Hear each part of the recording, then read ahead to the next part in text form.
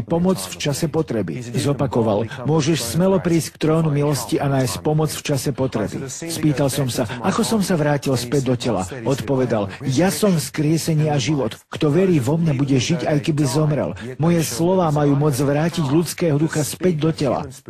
Keď bol Lazarus 4 dni mŕtvy, vzkriesil som ho slovami, Lazarus, poď von. Keď som to povedal, jeho duch sa okamžite vrátil do tela a vyšiel z hrobu von. Mojimi slovami vznikol svet. Ja som slovo Božie. Ja som živé slovo Božie. Môj syn je vtelené slovo Božie. Povedal som, kto je Ježiš? Odpovedal, Ježiš je Boh. Keď si videl Ježiša, videl si Otca. Neviditeľného Boha v ľudskej podobe.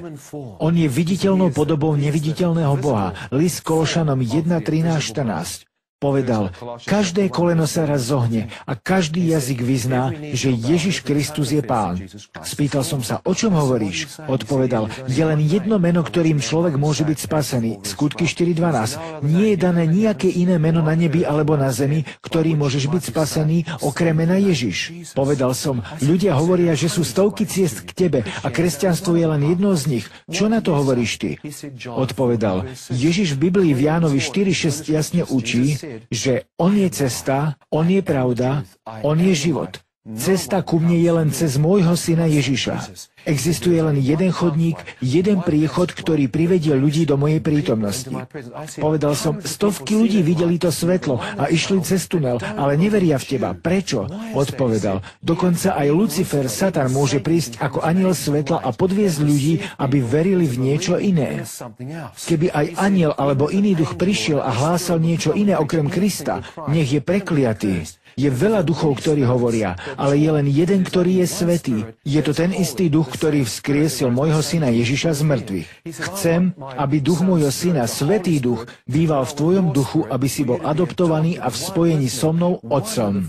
Povedal som, ľudia hovoria, že Ježiš je jednou z tvári Boha. Nie, synu, odpovedal. Keď si videl Ježiša, videl si vtelenú tvár Boha v ľudskej podobe. Kto videl Ježiša, videl Boha. Všetci učitelia iných náboženstiev boli len ľudia. Nikdy sa nevyhlásili za Boha. Ježiš je jediný učiteľ, jediný prorok, jediná osoba, čo tvrdí, ja som Boh. Prorokoval, keď ma ukrižujete a zomriem, stanem z mŕtvych. Telá náboženských vodcov sú uložené v zemi, ale nikde nenájdeš telo alebo kosti Ježišove. Prečo? Choď do Jeruzalema, bol skriesený a už tam nie je.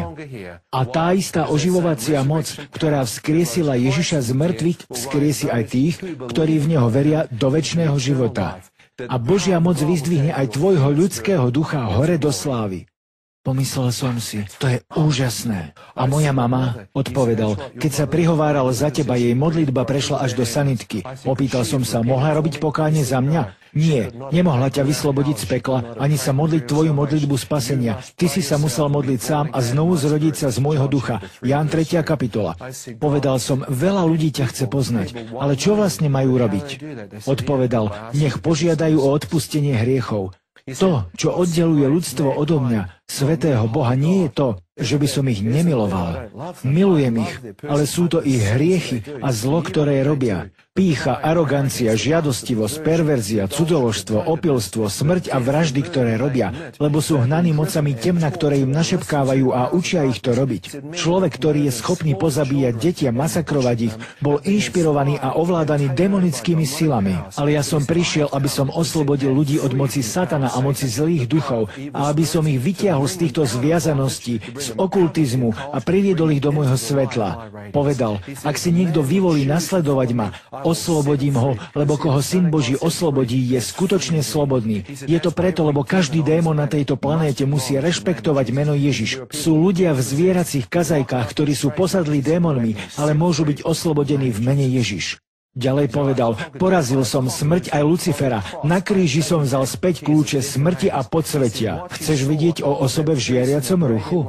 Áno, kde ho nájdem? Odpovedal kniha Zjavenia 1:13-18. Uprostred svietnikov, čítal som Biblii, stál syn človeka v bielom rúchu až po zem. Napadlo ma, toto som videl. Hlavu a vlasy mal biele ako vlnu, ako sneh. Jeho tvár svietila ako slnko v plnej sile. V pravej ruke držal 7 hviezd, jeho oči boli ako ohnivý plameň a hlas ako hukot mnohých vôd. Spýtal som sa, kto je to? Povedal, neboj sa, bol som mŕtvý a hlasom živý na veky. a mám kľúče smrti a podsvetia pekla. Ja som vzkriesený a oslávený syn všemocného Boha, Ješua Hamašia, Mesiáš. Som král kráľov a pán pánov, som alfa aj omega, počiatok aj koniec. Ja som Ježiš, syn Boží, oslávený, večný pán vesmíru. Napadlo ma, ja som videl Ježiša. Toto bolo napísané pred 2000 rokmi. Odpovedal, je to tak. Toto videnie mal jeden z mojich apoštolov, Ján na gréckom ostrove Patmos, keď bol uchvátený hore do žiarivej Božej prítomnosti a videl ma v mojej oslávenej podobe. To, čo si videl ty, bolo to isté, čo videl Ján. Povedal som, kto som ja? Odpovedal, synu, si človek, ktorý chodil v tme a zle. Tvoj život bol plný zla, ale bol si úprimný a ja som sa ti dal poznať. Povedal som, ľudia mi neuveria. On na to, viem. Aj keď som ja vstal z mŕtvych, neveria mi. Aj dnes o mne klamú, ale ja som vstal z mŕtvych. Spýtal som sa, zažil niekto v Biblii to, čo ja? Povedal, 2. Korinťanom 12, verš 2 až 4. Apoštol Pavol píše, poznám človeka, čo pred 14 rokmi, či vo fyzickom tele alebo mimo tela, len Boh to vie, bol vychvátený do 3. neba, do raja. Ďalej povedal, niektorí ľudia neuveria, keby sa aj mŕtvi vrátili a hovorili by im, neuveria. Majú Boží zákon od Mojžiša a prorokov. Jan, ak ti neuveria, netráp sa, odkáž ich na mňa. Ak sa budú s tebou dohadovať o teológii, nehádaj sa, ale povedz im, aby hovorili so mnou, lebo ja viem, čo sa ti stalo. Ak si pomyslia, že si mal len víziu, je to OK. Ja som ten, ktorý vie, či si vstal z mŕtvych a či som ti vrátil život späť. Nech o tom hovoria so mnou. Lekári môžu urobiť chyby, ty sa môžeš mýliť. Povedal som, viem. Pokračoval, synu, ale ja nerobím chyby. Ja som ťa uchopil, vyvolil som ťa, ustanovil a zmocnil som ťa, aby si šíril lásku môjho syna, dobrú správu evanielia pre tie tisíce ľudí. Niektorí ťa vypočujú a povedia, áno, chcem sa zmieriť s Bohom, áno, chcem sa znovu zrodiť, áno, chcem výjsť z temnoty, chcem poznať Božie odpustenie a začať odznova, chcem kráčať v čistote, chcem kráčať v Božom svetle a byť s ním jedno, chcem poznať Božiu lásku. Povedal, synu, môžeš sa modliť s ľuďmi a oni zareagujú a dajú mi svoj život. To je to, čo si videl. Tisíce ľudí, ktorí na večnosť prejdú ku mne, lebo počuli, čo som urobil v tvojom živote. Povedal som, Bože, a čo keď to budú chcieť? Odpovedal, povedz, že všetko, čo treba, je pomodliť sa nahlas. Bože, odpusti mi moje hriechy. Očisti ma od všetkých hriechov. Teraz sa obraciam na teba, ktorý pozeráš tento program, či v televízii alebo na videu. Aj ty môžeš dať svoj život Bohu.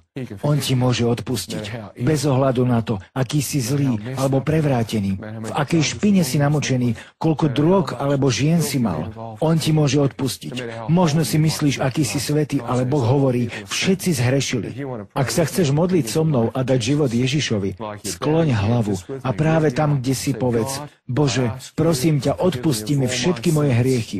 Prosím ťa, aby si ma očistil. Verím, že Ježiš Kristus zomrel za mňa na kríži a jeho krv jeho obete, krv Ježiša Krista očistí môjho ducha do snehobiela.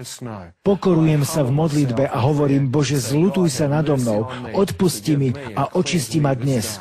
A ako si odpustil mne, ja odpúšťam tým, ktorí zhrešili proti mne, tak ako si odpustil tým, ktorí ťa ukrižovali. Bože, odpúšťam tým, ktorí ma zneužívali a zranili a podriadujem celý svoj život pánstvu Ježiša.